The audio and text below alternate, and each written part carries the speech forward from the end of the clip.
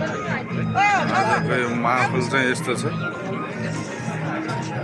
यो चाहिँ सानेपाको पार्टी कार्यालय अहिले 2 बजेदेखि चाहिँ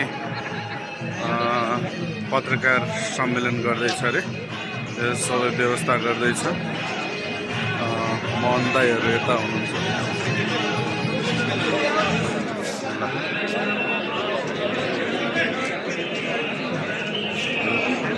पार्टी कार्यालय भवन भइहाल्यो।